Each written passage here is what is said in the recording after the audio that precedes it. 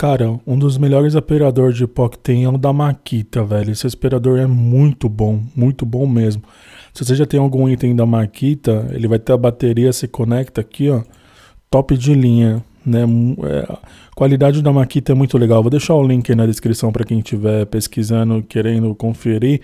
Mas, cara, isso aqui é um aspirador que vale a pena cada centavo, porque os caras realmente fazem equipamentos muito bons, né? Não é à toa que a marca é famosa pra caramba, super conhecida. Quem conhece de potência, de qualidade, é os melhores aspirador que tem, velho. Até hoje, na minha opinião, é um dos melhores. Bom, galera, o link tá aí na descrição. Quem quiser dar uma acessada, uma conferida, deixa o like, se inscreve no canal, mas aqui vale a pena esse aspirador.